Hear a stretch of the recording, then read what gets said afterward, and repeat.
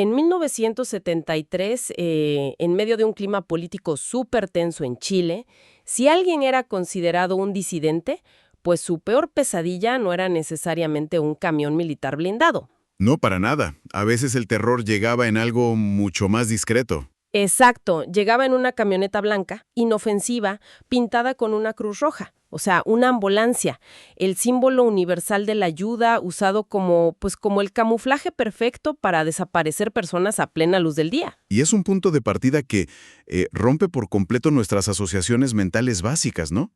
Porque el cerebro humano está como programado para bajar la guardia ante palabras como caridad o medicina. Sí, claro, uno asume que están ahí para proteger. Exactamente.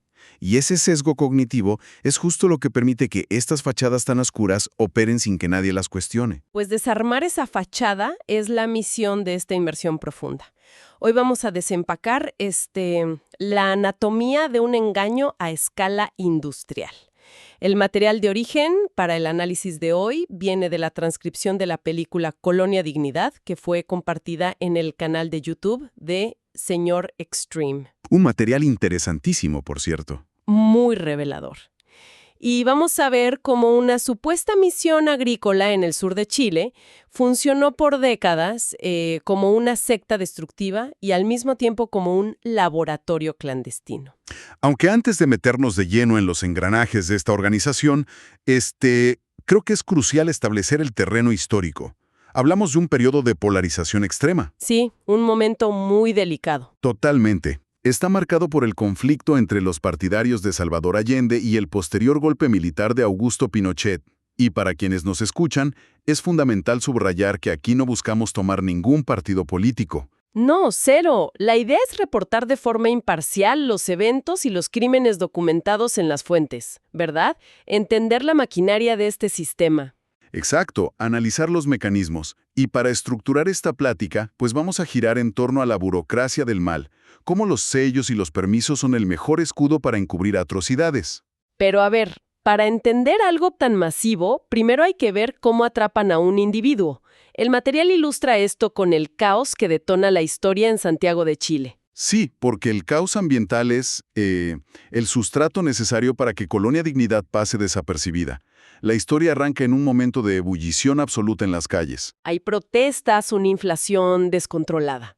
Y una crisis de suministros que tiene a la sociedad en ansiedad crónica. Y de la noche a la mañana, todo culmina con el golpe militar. La realidad cotidiana se suspende. Declaran la ley marcial, intervienen las universidades. Caminar por la calle se vuelve un riesgo letal, vaya. Y en medio de este colapso es donde arrestan a Daniel, un fotógrafo y activista. Y aquí volvemos a la ambulancia blanca. Que es una imagen súper perturbadora. Sí, porque no se lo llevan a una estación de policía local. Lo meten a este vehículo disfrazado y va directo a las puertas de Colonia Dignidad. Y la fuente menciona que este lugar tenía como un estatus de jurisdicción propia. Un estado dentro del estado, básicamente. O sea, una locura. Lo que me cuesta procesar es cómo una simple granja administrada por extranjeros logra ese nivel de aislamiento impenetrable. Incluso mencionan que Amnistía Internacional se quedaba de brazos cruzados.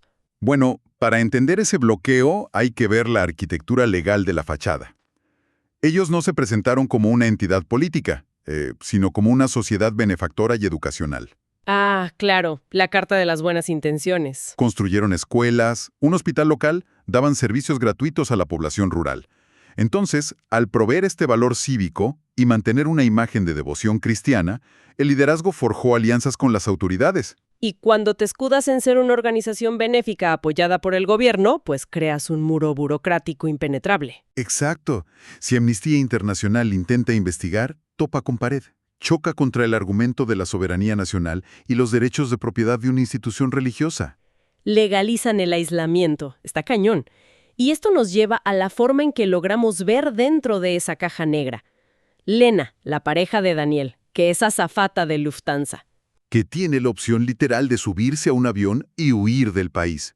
Sí, ella podía escapar de un país en llamas, pero al saber a dónde se llevaron a Daniel, decide unirse voluntariamente a la secta. O sea, yo lo veo y es como entrar por tu propio pie a un edificio en llamas sin equipo de rescate. Sabiendo que las puertas se van a bloquear por fuera.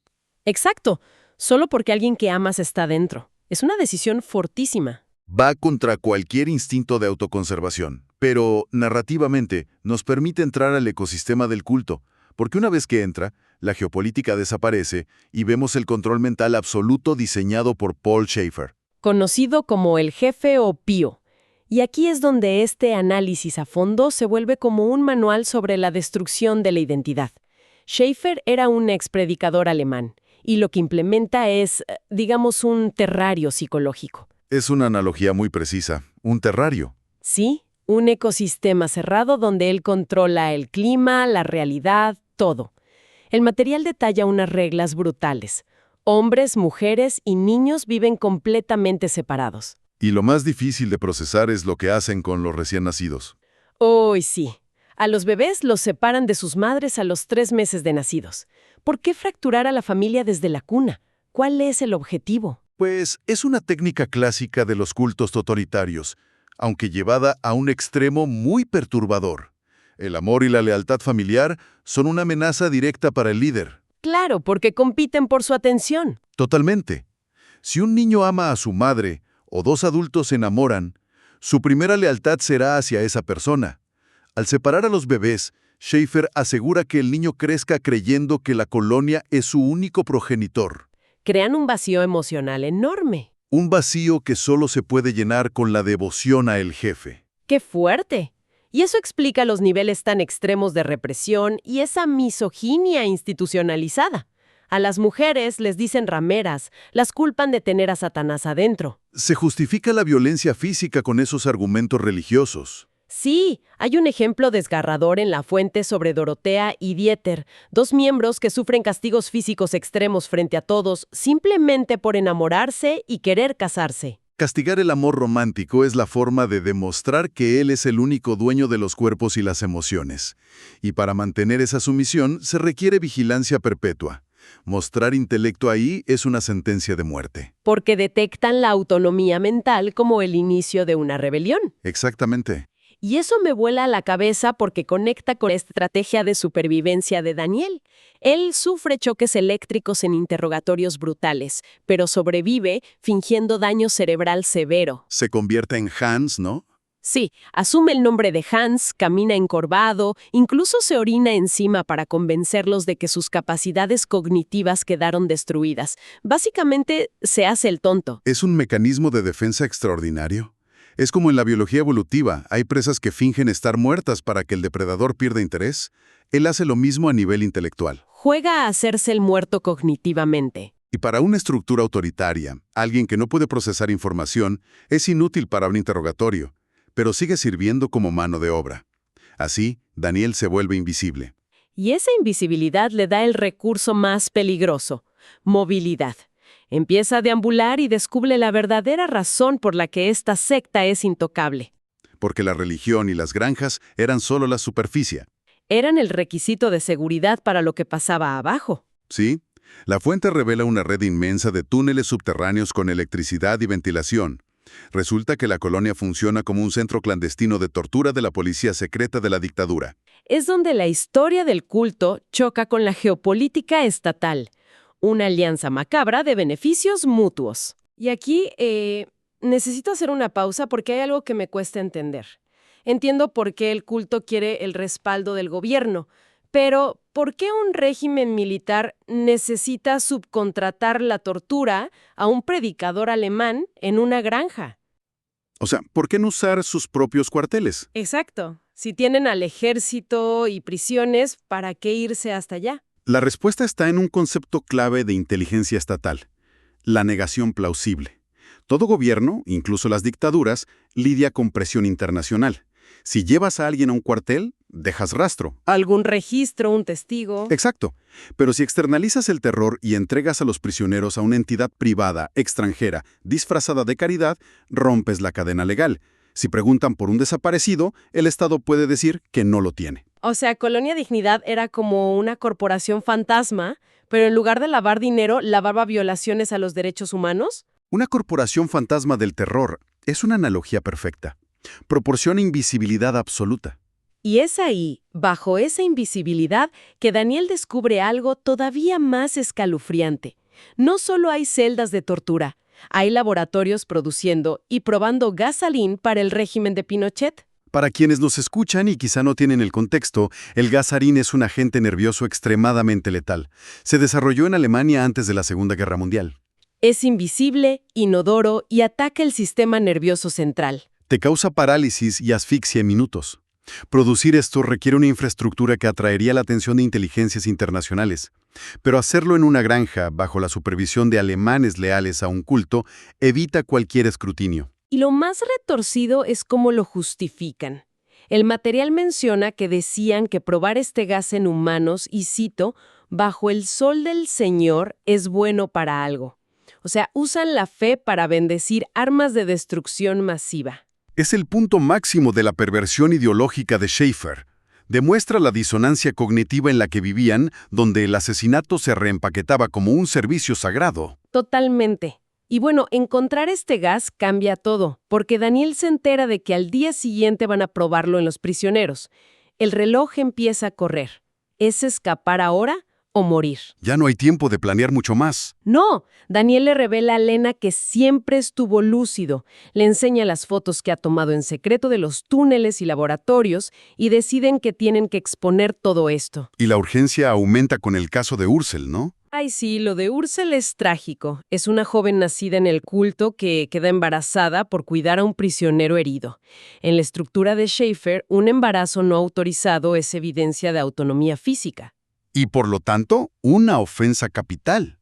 Ursel refleja el riesgo inminente de quedarse un día más. Entonces inician este escape que parece de película de suspenso por los túneles y el terreno minado. Lamentablemente, Ursel no sobrevive a la huida, lo cual es desgarrador. Pero Daniel y Lena logran llegar a Santiago. Llegan directamente a la Embajada de Alemania Occidental con las fotos. Y uno pensaría que ahí ya están a salvo. Es territorio diplomático soberano de su país, se acabó la pesadilla. Esa es la expectativa lógica, claro. La embajada representa el Estado de Derecho. Pero el material revela un giro súper frustrante. El embajador intenta retenerlos y confiscar las evidencias bajo excusas burocráticas. Lo cual me parece inverosímil. Tienes a ciudadanos tuyos con pruebas de que un alemán fabrica armas químicas y tortura gente, y la diplomacia actúa en su contra para proteger a una granja. No tiene sentido. Tiene todo el sentido si aplicas la conveniencia política y esa burocracia del mal de la que hablamos. En la Guerra Fría, las embajadas priorizaban la estabilidad económica y política sobre los derechos humanos. O sea, ¿no querían hacer olas? Exponer a la colonia significaba admitir que los diplomáticos alemanes habían ignorado los abusos por años.